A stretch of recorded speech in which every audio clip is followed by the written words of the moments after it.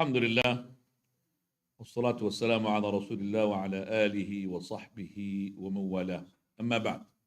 Just we're going to start inshallah to finish before the Maghrib prayer, and then we'll have the questions after the Maghrib prayer.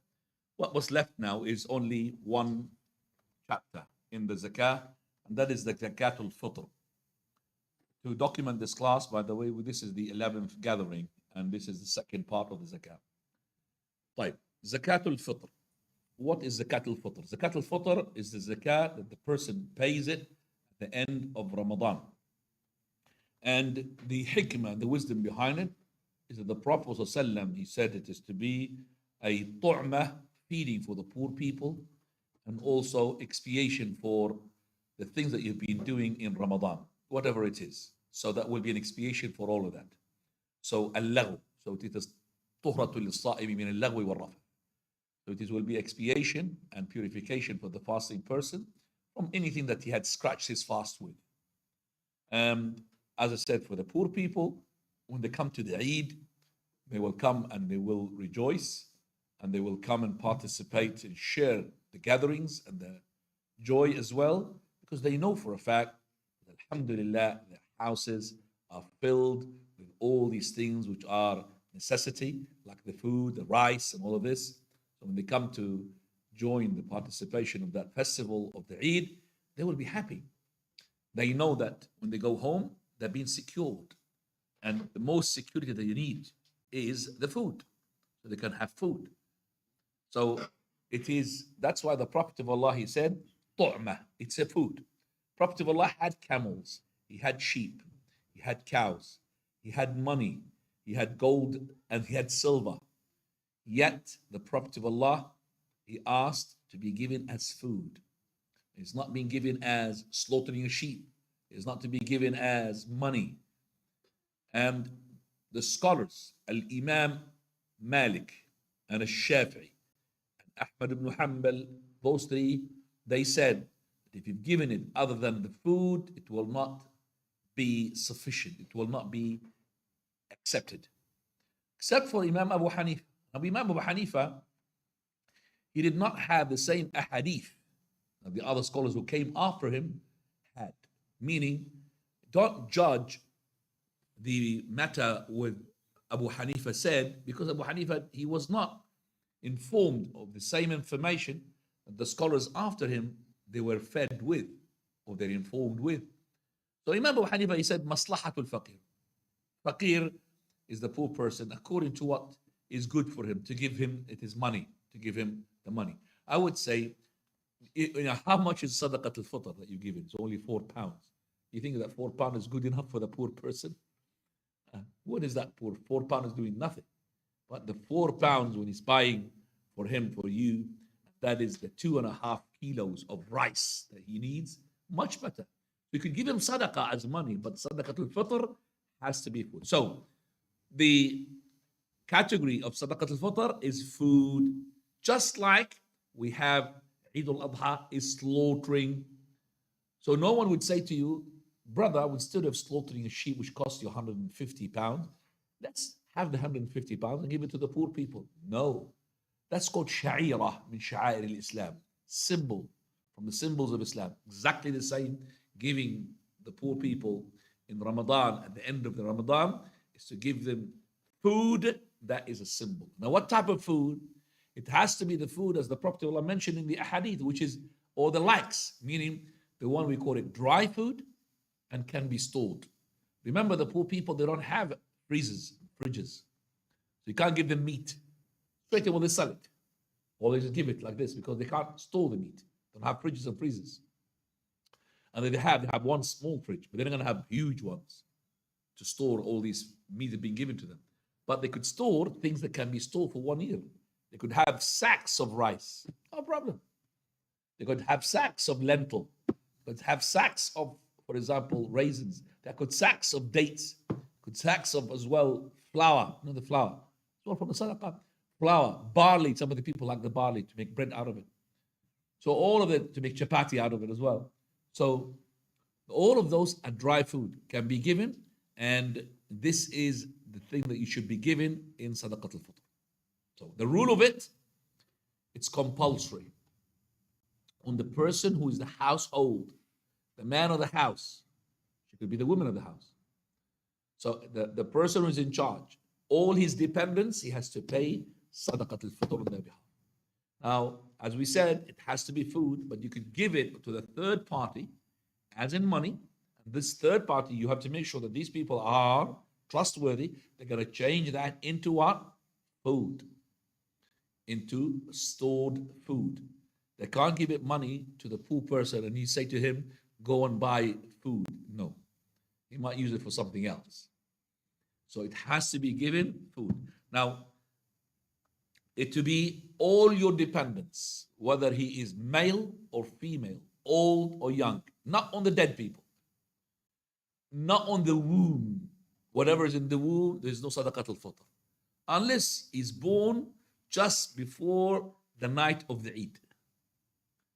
If he's born after the night of the Eid, after the Maghrib, the sunset of the last day of Ramadan, no sadaqat al-fitr. Do you understand that? I'm not talking about a lot of money. I'm not going to say to you, make sure that your wife delivers the baby after sunset. Otherwise, you're going to pay sadaqat al-fitr for him. It's only £4 anyway. So, but I'm just saying, that's deen we have to understand. If he was born before Maghrib, the last day of Ramadan, sadaqat al-fitr incumbent.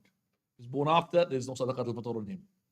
Sadaqat al-fitr, sa'. So if you have 10 family, sorry, your family is 10 people, that's 10 multiplied by sa', 10 sa'. Each sa' is a volume, by the way. It's a volume. Sa' is a 4 handful. Look at my hands like that. So it's not quite open. It's not quite closed like that. 4 of that. And this is the hands of somebody who is like average. It's not a small kid, nor he's a mashallah massive hands. Okay? Right? So there's 4 handful. So it is a volume. So the 4 handfuls of dry food, it depends on the food itself, how much weight. So roughly, it will not exceed 3 kilograms. Between 2.5, 2.2, and so between 2.2 and 3 kilograms. So you get the maximum, 3 kilograms. So 3 kilograms, so if I'm 10 people, how many kilograms I'm going to need? 30 kilos. Do you understand that? 30 kilos. That's the sa'. Sa' is what? 4 handful, which is 3 kilograms of dry food. Now, you say to me, but why is it the masajid that taking a lot of money? I mean, 3 kilograms, 4 pounds, it doesn't bring a lot more than that, 3 kilograms in some of the, some of the countries. I mean, 4 pounds, some of them can take 5 pounds now these days. 4 pounds maybe a long time ago, 5 pounds. Okay? Don't worry about that, because maybe they have another ideas. Because first of all, this 4 or 5 pounds is not based upon the power of your pound here. And I think with 4 pounds, you can't buy 3 kilos of rice. I don't think so. Do you understand that? It's actually in the area they're going to send it. But in Pakistan, it'll buy you 5 kilos of rice, 6 kilos of rice, double. So those people who will receive the money there, in the whatever country it is, they will change that money into rice in kilograms. So let's say that the masjid here, let's say, they've gathered 5 pounds per head. 5 pounds per head, let's say. So they've gathered now 10,000. So this 10,000, they're going to send it to this person who's going to, in another country, who's going to change it into food. How many kilos he should produce? I've given you now 5 pounds per person. And I'm giving you now, it's 10,000 that he collected. How many kilograms? Think before you do anything. Think, please. Think. Okay, I'll repeat the question. The masjid is saying we're setting 5 pounds for each person for zakat al-fitr. The masjid gathered 10,000 pounds. I'll tell you what, make it easy for you because your maths are really... They've gathered 1,000 pounds. How about that? Forget about 10,000. They've gathered, you can't do it. My God. They've gathered 1,000 pounds. They set this 1,000 pounds to those people who are going to turn it into food, how many kilograms they need to produce in order to cover for that. Yalla. If you don't do it, that means you're not supposed to work for this. 600 kilos, he says. Do you know how did he do that? Right. The 1,000 divided by 5, we get the amount of people. How many people? That's 200 people. And we shed each person 3 kilograms. 200 multiplied by 3 kilograms makes it 600 kilograms. So in that country, they produced 600 kilograms, but it costed him 600 pounds. So how much they got surplus? 400, for example. That 400, they could give it sadaqah, they could give it oil, they could give it money, they could, as long as they got the 600 kilograms out, they covered the people who paid. So the rest, if they are clever, they could give it money, could give it, some people, they want some oil to cook the rice with it. So they got surplus of 400 or whatever, 300 and 200. Do you understand that now? But not 400 in their pocket. No. It's to be given to the people, but you don't have to give it as a rice. You could give it something else. You could give them chicken. No problem. You could give them meat. No problem. You could give them money. No problem. Fine. Zakatul Fitr is to be given at the last 2 days. But if you need more, no problem. Because some of the Zakatul Fitr is too much.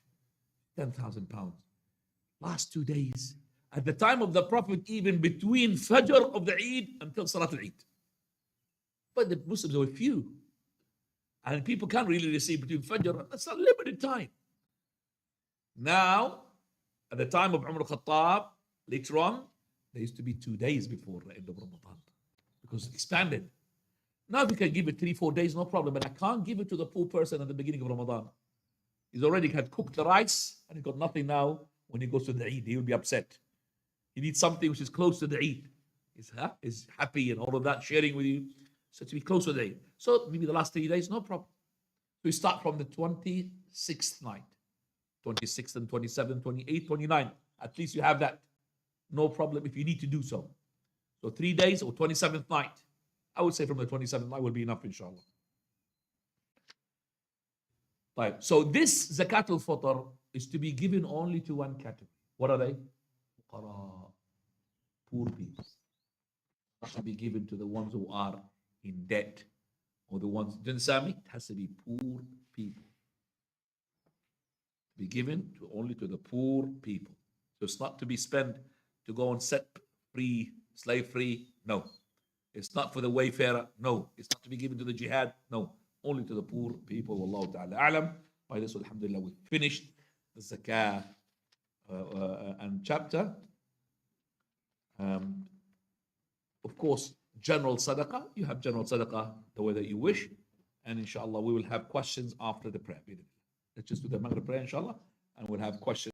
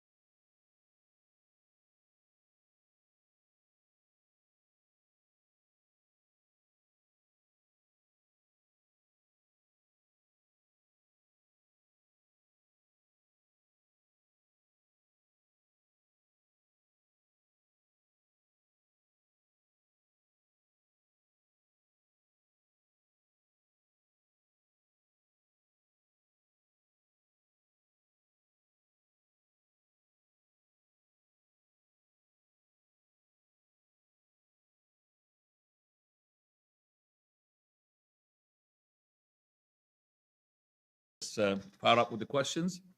Questions which has to do with zakah will be more priority than the other one. So if you have zakah as a question, تفضل يا نبيل. عندهم أقول أصلي. You want to give them a microphone? Okay.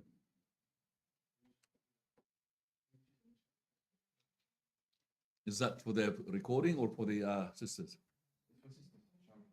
تفضل. I think she could hear you, sisters. They could hear him because he's at the back. Speak. It's not charged? We're not ready. It's not charged. Yalla, loud.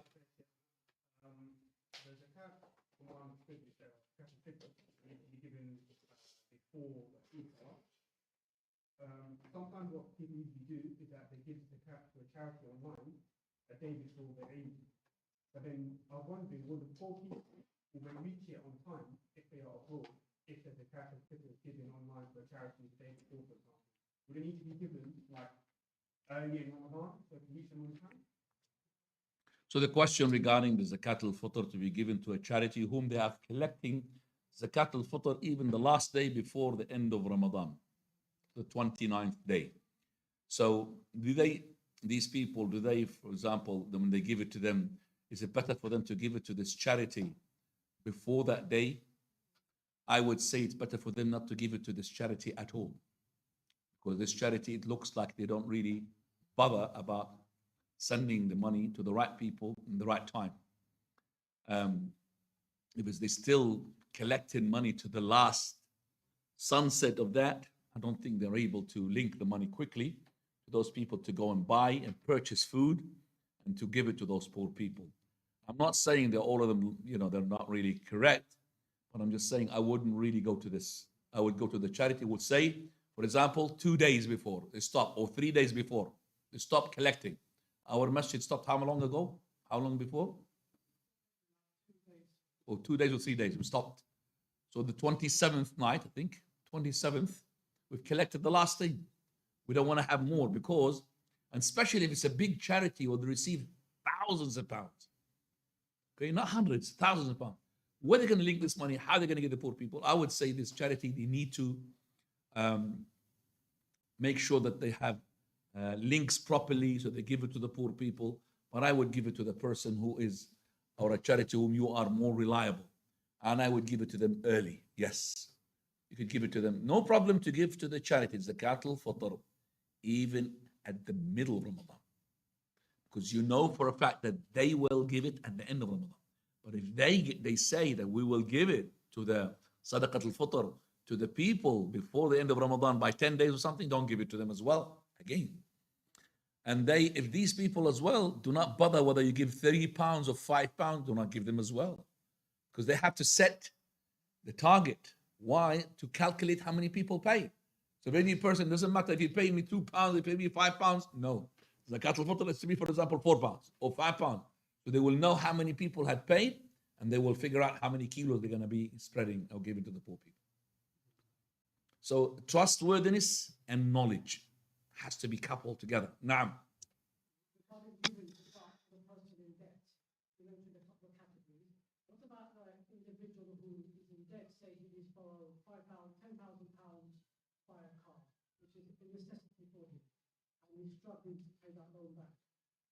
So a person who is borrowed money to buy a necessity. A necessity here, and its necessity, it is like, for example, a fridge, like, for example, an oven, for example. Those things are very necessity. He borrowed the money and he's in debt. Am I allowed to pay him the zakah? Yes, you're allowed to pay him the zakah because he's borrowed money for a necessity. But if he had borrowed money for building a house, no. Why do you need to build a house? You just rent until you are good enough to pay this. Also, he borrowed money to buy a car. Okay, which car? Is it the one which is 500, 1,000? Or he bought a Lamborghini and he says, I'm in debt, brother. Give me zakah. We don't give him zakah. Sell your Lamborghini and give yourself money. Okay? So if it's necessity and he needs that, then we will categorize him into the people who are in debt. Basically, he's poor. Now, You said that the five types of people who are rich who can be given zakat, right? I got three of them, but I missed two. Could you please repeat the two? I missed Okay. the first and the last one. the ones who can buy, sorry, the ones who are rich, that they are allowed to receive the zakah. Not to receive, that the zakah will end up with them. We said the person who is working to collect the zakah. So the person who's working to collect the zakah, even if he's rich, is entitled because Allah says, وَالْعَامِلِينَ عَلَيْهَا. The person who is doing jihad, even if he's rich, they're allowed to give him zakah. The person who had taken the burden of the debt, even if he's rich, he took the burden of other people's debt, he's entitled to be receiving the zakah in order to settle the debt for these people. And the person whom the zakah is being given to a person who is poor, and then that person giving a gift to that person who's rich. So that is a zakah. The fifth one was person who had purchased his own zakah, meaning he gave zakah of a camel, and later on he found the camel in the market and he took it back. So those are the five people who can receive the zakah and they are rich. Now, تفضل.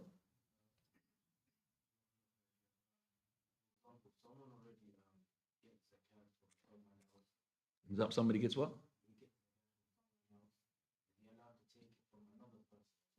No problem to receive zakah from more than one person, as long as you are not rich.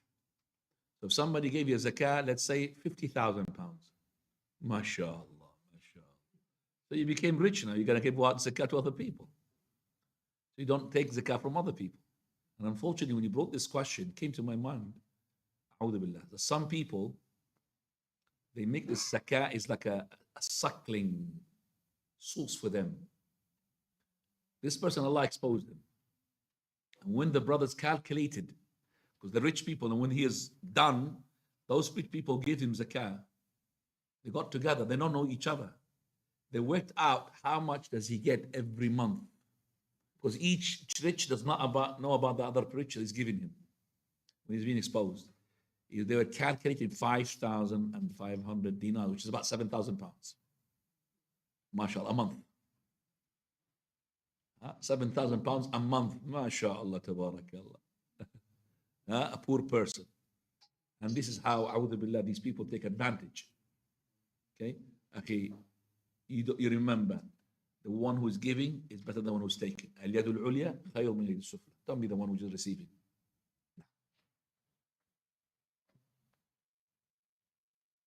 Further. Yes. Some of the charities in the UK that collect zakat, sometimes they give the zakat in other things than money. So you give them money to give it, and then if in a certain area of the world something else is better than money, for example, if there is a flooding or an earthquake, they buy with this money food and give it to the people instead of just giving them money because they say they need it more than money. Is this? No, not allowed to use the zakah money except by the consent of the person who's the poor who's receiving it. So if he's a flood or whatever he is, and these people said, buy me rice, okay, yes, no problem. Build me a house, it's no problem. But just to build him a house and say this is from the zakah, you can't. They have to be with their consent. Okay, so give me house or buy me food, it has to be with their consent. As I said, it's exactly the orphanage as well. You have to be given to the poor orphans to themselves, not from the zakah. For the sadaqat, no problem. Unfortunately, we do find people, they actually give themselves the authority to go and use the zakah the way they like and give it to these people the way that they think it is good for them. It's not correct. Now, in one category or in one circumstances where you could buy something to the people, if, for example, you think that this person, he can use it for haram, he drinks, or he smokes, okay? He's going to use that money for smoking. So no problem in this way is to tell him, brother, you've got a habit of drinking, I know you. You've got a habit of smoking, and I know you. So this money is with me. You want me to pay your bill? I'll pay it. You want me to pay to buy you washing up liquid? I'll pay you. You want me to go on? I'll get it for you. I want me to. So ask him what he wants.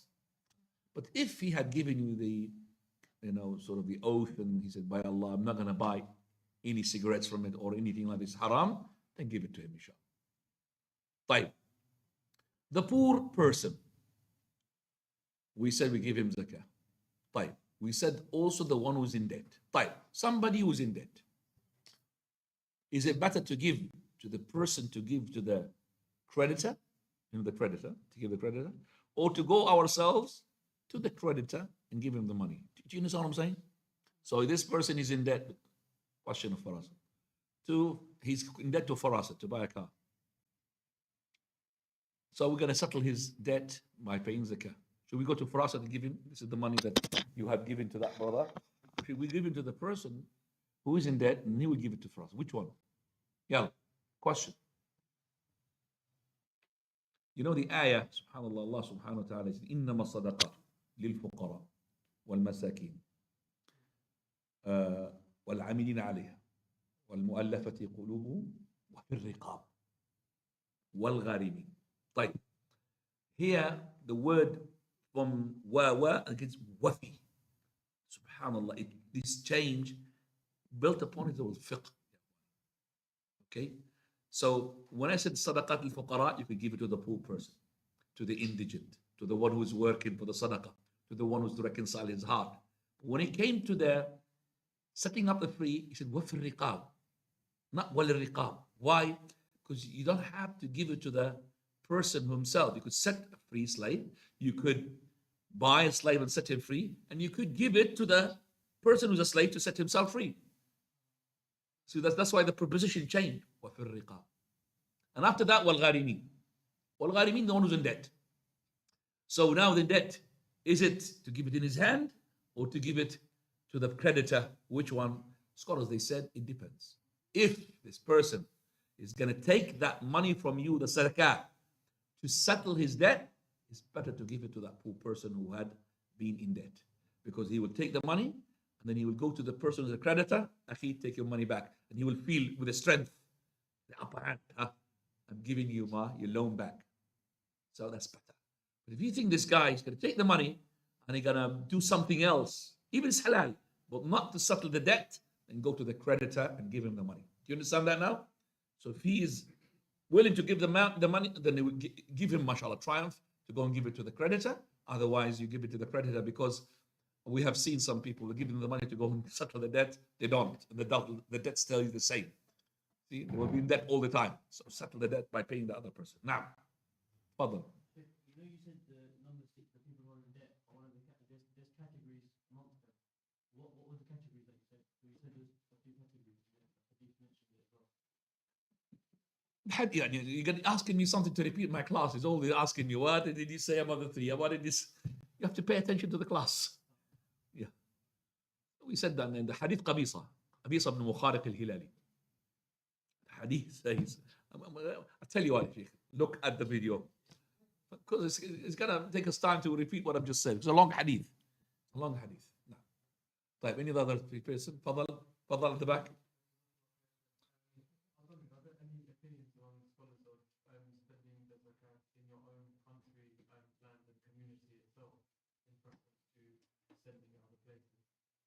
Is there any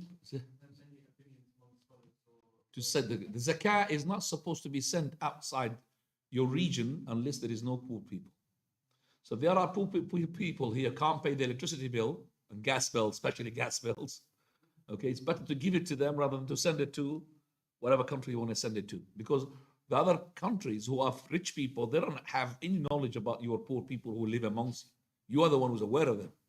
So the zakah is to be given, number one, to the relatives, because nobody knows about the relatives except for you. So this giving it to the relatives will be 2 or double shot. 1, zakah. Second one, joining the kinship. Sila. You'll have double reward. If there's no relatives, then you could give it to those people in your locality, because you are knowing about them more than the Chinese man who's living in China, because he doesn't know about your locality. So I would say before you send it abroad, make sure that your people who are here having the zakah. Prophet ﷺ, when he sent Mu'adh ibn Jabal and Abu Musa al-Ash'ari to Yemen, he said to them that to call them to La ilaha illallah. If they had said La ilaha illallah, then tell them that there is 5 daily prayer, and there is tell them as well that there is a zakah to be collected from their own poor, rich, to be given to their own poor. So this alms, they call it, with the zakah, is not to be levied all the way from Yemen to Medina. No, we don't want it to Medina. So this zakah to be collected from your own rich, to be given to your own poor. It's not, we're going to take this zakah all the way from Yemen to Medina, unless there's a surplus, we give it to Medina. So to be given to the all people, so they will know. وَإِيَّاكَ وَكَرَائِمَ أَمْوَالِهِمْ. Don't take the precious amongst their money. So you come to the sheep, 40 sheep, 1 sheep. Remember what we said? 40 sheep, 1. So you go to the biggest one with rams, with the horns. Don't do that. So because وَإِيَّاكَ وَكَرَائِمَ أَمْوَالِهِمْ. Don't take the precious because they will not like it. Take the one which is the average. Now. جزاك الله. تفضل. You haven't asked a question. تفضل. Can you give zakat to one of your family members to pay off another family member who's in debt? Giving to someone in the family to pay off someone else in the family who's there. What is the wrong? What is? I don't know what is the catch here. So I'm giving to somebody. It's like I'm giving to the charity money to give zakat al-fitr to somebody else. So it's not the same? It's if an individual is in debt, I have the money to give to someone else, someone in the family, can I give the zakat to that person who's in debt with another member of the family? He's just saying, didn't we explain? We said that the person has a choice, either to give to the creditor, or to give to the person who's in debt to go and settle his debt. We said if that person is guaranteed for you to go and settle his debt, it's better to give it to him and he will settle his debt. Is that the question? Yeah, but it's in the same family household. It doesn't matter. It's the same thing. It doesn't matter. No, جزاك. تفضل.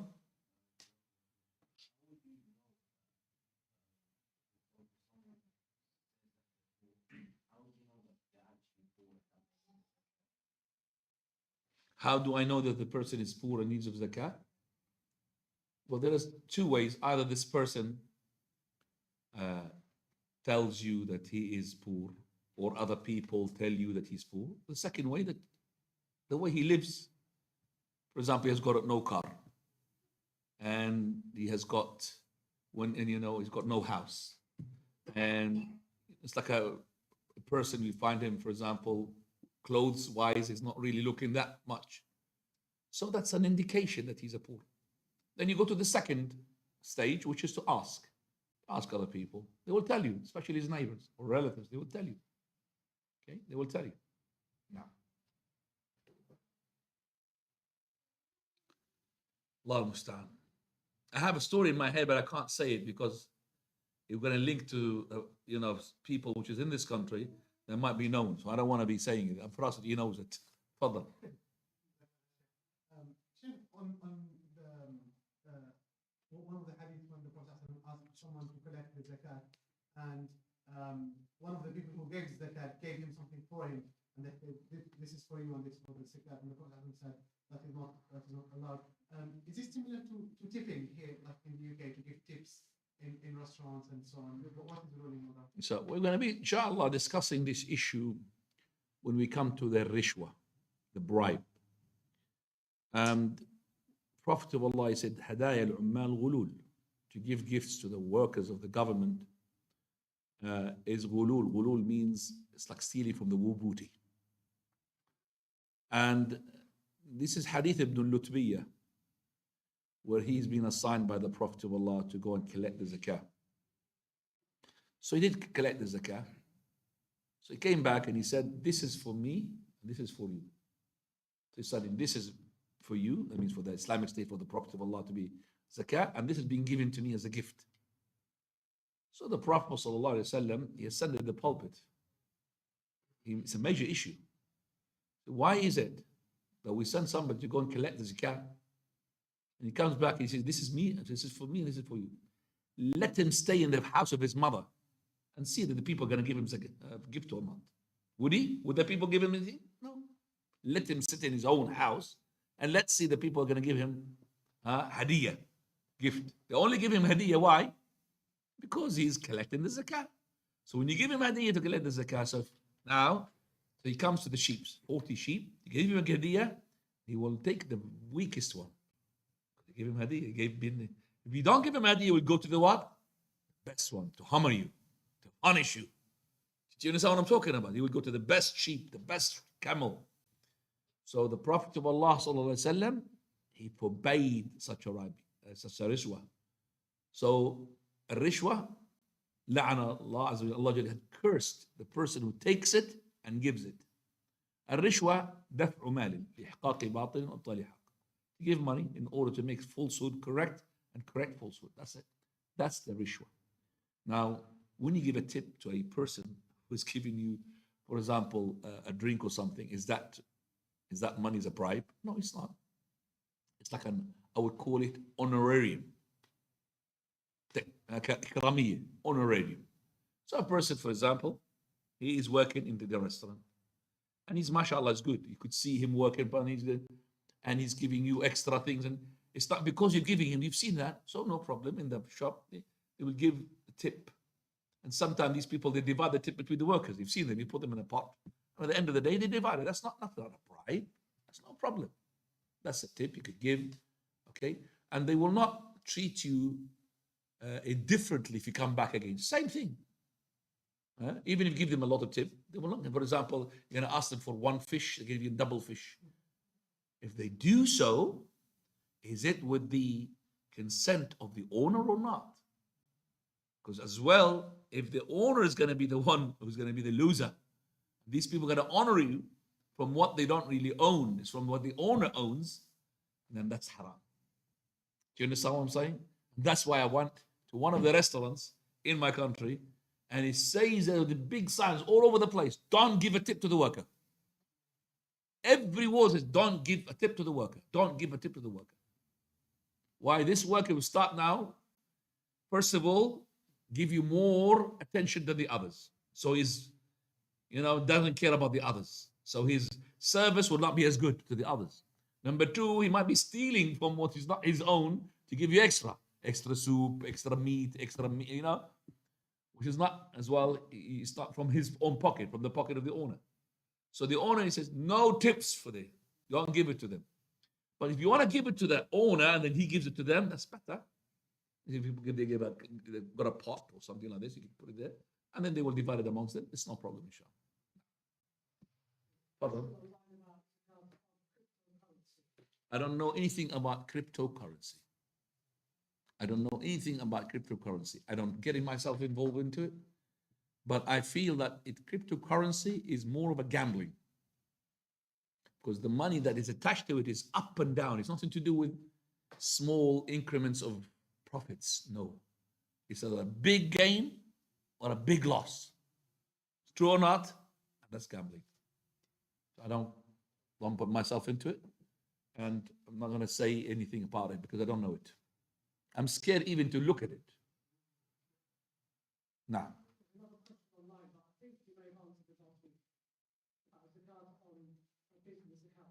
Business? We've answered that. Please look at the one previous class. نعم طيب حديث المخارق. We want to just, because قبيصة بن المخارق الهلالي, the three people are in that because he's poor, he's very now not really having the hadith. We said that the person who are three, one who had taken the burden of other people's, one who had, we call it jaiha, that is something that ruined his crops, something ruined his cattle, everybody can see it, then he's entitled for that as well. The third one who is got, we call it faqa, which is something to do with his money that cannot be seen by the people, which is his gold, silver, they put it, had a fraud, somebody stole him, then we have to have three people who are senior from his own tribe to testify that he has been bankrupt, then he's entitled for as well to ask for zakah. والله تعالى أعلم وسبحانك اللهم وبحمدك أشهد أن لا إله إلا أنت أستغفرك وأتوب إليك.